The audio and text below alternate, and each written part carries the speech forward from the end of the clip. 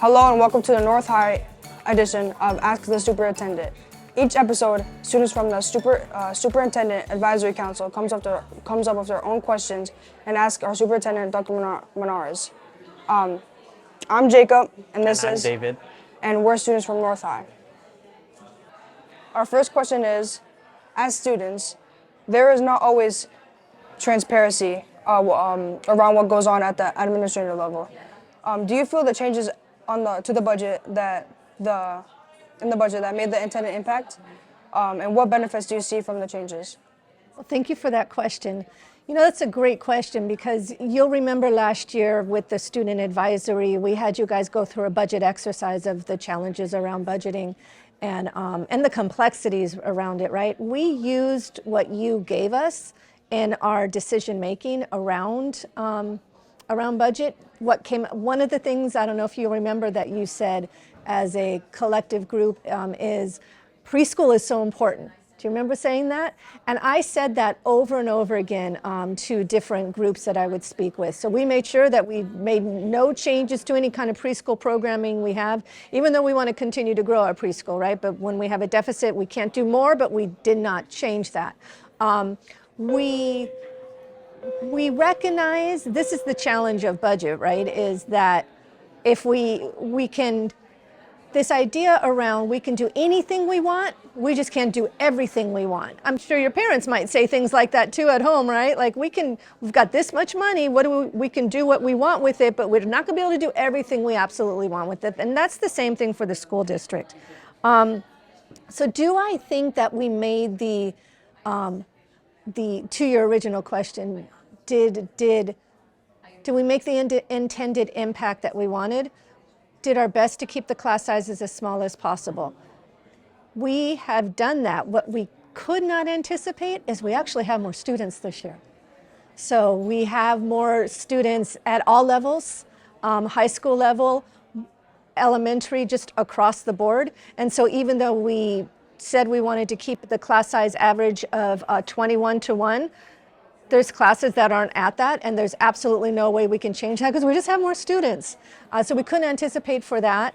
But maintaining things like the athletics program, any kind of advanced programming that we had, that should still be in place. If there's any changes, it wasn't something that was district level, it was more school level, and it was more contextual to that particular school. So what I really want to be able to say is, next year, I don't have to cut anything. I want to start to be able to grow so we could really start to work on our Worcester Public Schools promise to all of you. And so fingers crossed we get the money that you all deserve. Safety seems to be a recent concern for students and staff. Moving forward, is there a more proactive prevention versus a reactive plan? Yeah, and when this is being recorded, or videoed, what's the right term? What do you guys say? Because I'm aging myself here. Recorded, right? Okay. We had just had these social media threats, right, throughout the district just about a week ago, a little bit more than a week ago. So I really think the question is in reference to that when you wrote it.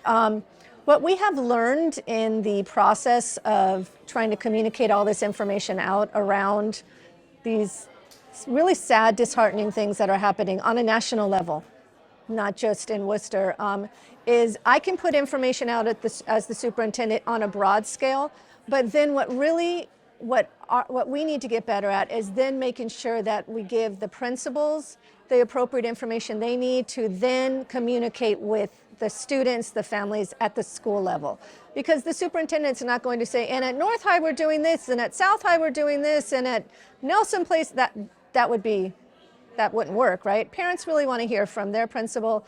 You all want to know from the people that are responsible for you here. That's a learning that is so obvious, and yet in the midst of it, we realize we need to get better at that. So that's definitely something, because sadly, this is not going to be the last time, I don't think. Another piece that we have been working on as a district is we have trained up all of our principals and our directors on how to be responsive during these kind of situations, God forbid there's an emergency. And so we know how to do the drills, the secure and hold drills. We need to have you practicing that so that you feel more confident. So just yesterday, our director of safety was sharing with principals that they need to be doing that and then documenting that for us.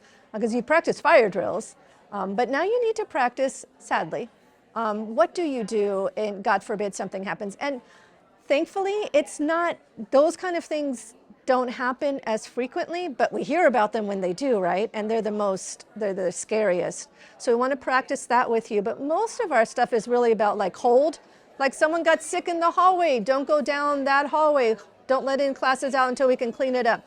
Those kind of things, that's what we want to be sure that our staff all knows too. So we've trained everybody, we got to get it down into the schools, and that will be happening this school year. One of our last questions is that we noticed that a lot of new staff coming in are more culturally competent. Do you think this has to do with anything that we've done last year in SSAC?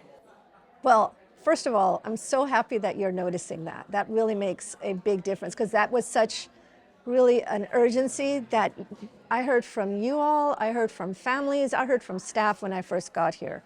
And so 2 years now, and we're starting to see a change. That's really heartwarming.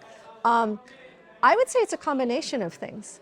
I would say that, of course, the work that the Superintendent Student Advisory did last year with providing some interview questions, how can that hurt? That absolutely has helped. I think you also talking about it elevates it more to the rest of the adults to say, look, this isn't just Dr. Monárrez talking about it. These are the youth saying we need to get better in this, right? So that elevates it. And then the Human Resource Office has also put some expectations in place about when they interview people, who do they interview, what experiences are we looking for? So it's like everyone has to play their part, it has to be multifaceted, and I believe all of it has a place.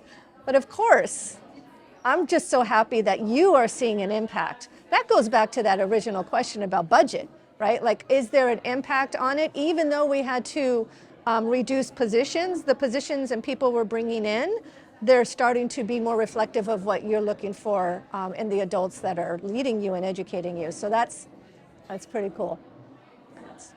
Is the right term epic? Well, thank you, Doctor, for joining us. I enjoyed speaking with you. And thank you for watching the North High edition of Ask the Superintendent.